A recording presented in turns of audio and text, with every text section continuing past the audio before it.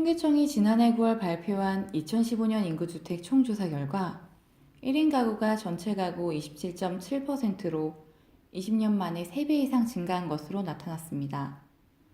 통계청의 발표 이후 1인 가구를 위한 식품, 전자, IT 등의 다양한 산업군을 비롯해 주거, 복지 등의 생활 편의를 위한 법안 등도 등장하고 있는데요.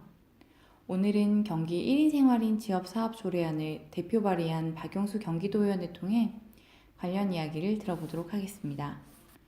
최근 1인 가구 조례안을 발의하신 것으로 알고 있는데요. 1인 가구 법안 제정이 왜 필요하다고 생각하시나요? 우리 사회 구성원의 그 모양이 좀 바뀌고 있거든요. 옛날에는 이제 다인 가족 중심에서 지금 이제 1인 가구들이 많이 늘고 있고요. 또 이제 사회 저출산과 맞물려서 또 굉장히 혼자 사는 분들이 또 많아지고요. 그다음에 초고령 사회로 가는 우리나라 가족 형태가 그런 과정에 있기 때문에 1인 가구에 대한 그 사회적 관심 이런 것들 좀 제고하는 그런 내용들이 좀 필요하지 않을까, 그런 의미에서 이번에 조례 제정을 하게 됐습니다. 필요성에 대한 내용을 듣다 보니 조례안의 내용이 궁금해지는데요. 조례안의 주요 내용 몇 가지만 설명해 주신다면요. 우리 1인 가구를 하면 이제 화려한 시골도 있지만은요, 사실 이제 저소득층에 그 소외된 계층들이 좀 많이 있습니다. 1인 가구의 이제 형태도요, 자립 청소년이라든가, 그 다음에 독거노인, 그 다음에 우리가 이제 그 사회적 보호를 좀 받고는 있지만 장애인들, 그 다음에 이제 홀로 사는 가구들 중에서 저소득층의 1인 가구들 이런 분들에 대한 지원을 하자, 이제 이런 취지인데요. 그 동안에 사실은 우리 사회가 이런 1인 가구에 대한 급격한 사회 이제 그 변화에 법적으로 이렇게 따라가지 못한 부분이 좀 많이 있거든요. 그래서 우리나라 법령 가운데 1인 가구로 명명되는 키워드를 쳤을 때 명명되는 그 법안이 단 한 개도 없을 정도로 우리 법안이 좀 불비한 그런 상황에 놓여 있거든요. 그래서 저희가 경기도에서라도 상징적으로 이런 1인 가구에 대한 여러 가지 대두되는 문제들에 대해서 우리가 관심을 갖고 지원을 좀 해주자 하는 근거를 좀 마련하려고 하는 겁니다. 이야기를 들어보니 조례안에는 저소득층 같은 힘들게 생활하고 있는 분들을 위한 복지와 관련된 내용이 많이 담겨 있는 것 같은데요. 그럼에도 불구하고 1인 가구에 특화된 법안이 필요하다고 생각하신 이유가 따로 있으신가요? 지금 우리 경기도에 또 이제 보건복지부라든가 우리 경기도 내 이제 여성가족부, 그다음에 보건복지부에서 아동에 대한 지원, 노인에 대한 지원, 또 장애인들에 대한 지원 이런 것들이 많이 있어요.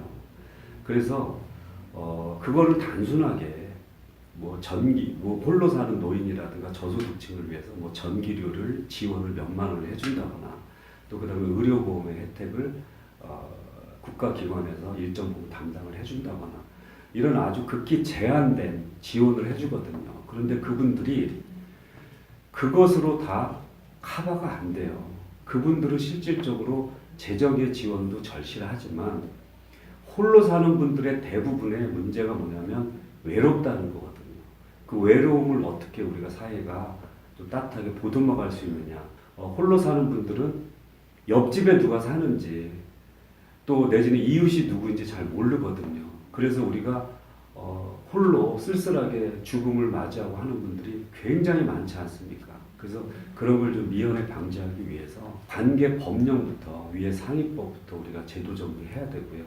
그 다음에 지방자치단체에서도 우리 지방자치에 거주하는 홀로 사는 노인, 소외계층의 1인 생활인, 그 다음에 자립청소년, 이들이 어디에서 어떻게 살고 있는지 정도를 우리가 파악해서 그들을 위한 최소한의 지원 대책은 우리가 마련해서 같이 가야 되지 않을까. 대체적으로 보면요, 경기도 같은 경우에 우리 수도권이지 않습니까? 서울과 경기도, 인천 합해서 우리나라 전체 인구의 50%가 지금 몰려서 살고 있는 대도시입니다. 그 중에서도 경기도 같은 경우는 1,300만 되는 도민들이 있고요.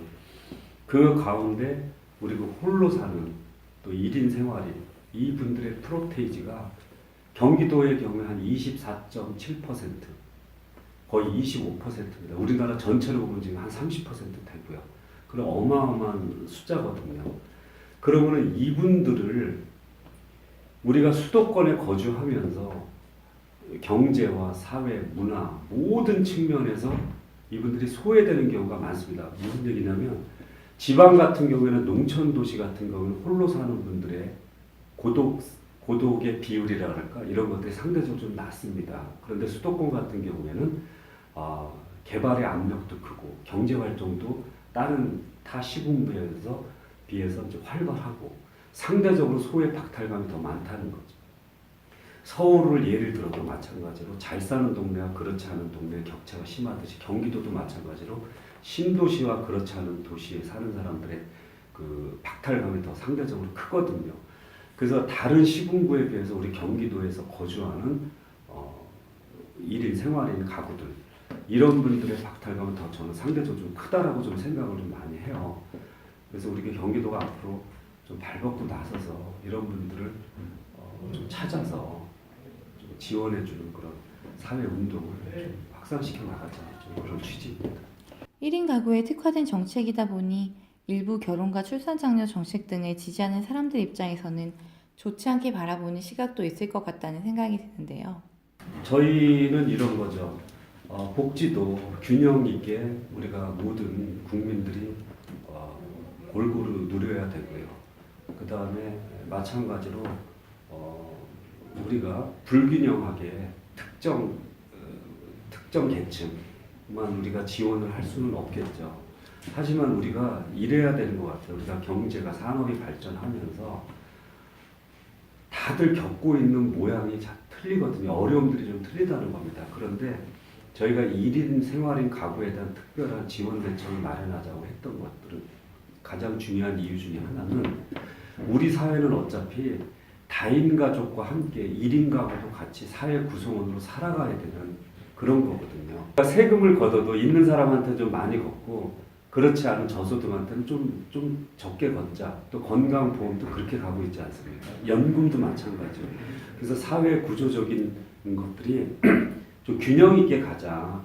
그런 측면에서 1인 가구를 지원하는 것들이 단순한 재정 지원뿐만 아니라 우리가 사회 구성원으로서 같이 살아가는 데 있어서 소셜 팸 운동을 통해서 그들한테 소외되지 않게 우리가 정말 같은 국민으로서 같은 도민으로서 함께 살아가는 이웃이다.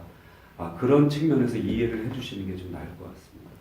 마지막으로 앞으로 1인 가구 관련 정책을 어떻게 실행해 나갈 계획이신지 듣고 싶습니다. 앞서서 말씀드린 것처럼 노인에 대한 문제, 또 장애인에 대한 문제, 또 홀로 사는 사람과 자립청소년 등 사업 분야가 좀 많이 있어요. 그러다 보니까 기존의 사업하고 이제 중복되는 것들이 좀 많이 있거든요.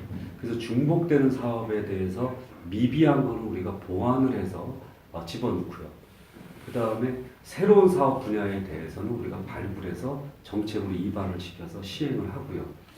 그 다음에 민간단체가 하고 있는 분야에 대해서는 우리가 지난번에 작년에 우리가 토론회도 좀 거쳤어요. 그래서 연구 용역을 해서 어떤 사업 분야를 어떻게 우리가 지원하는 게 좋은지에 대한 그 용역 결과가 또 나왔거든요. 그래서 그 용역 결과를 토대로 해서 중복되지 않는 그런 사업 분야부터 우리가 차근차근히 예산을 투입해서 지원해주고 첫술에 배부를 수는 없으니까요. 그래서 좀 저는 이런 것 같아요. 우리가 전부를 다 할 수는 없지만 첫 발을 내딛는 게 중요하니까 첫 발에는 좀 우리가 선언적인 의미도 있고 하니까 이런 관심들을 도민들이 좀 가지시고 함께 한다는 그런 출발점이 됐으면 좋겠습니다. 네, 말씀 잘 들었습니다. 더불어민주당 박영수 경기도의원이었습니다.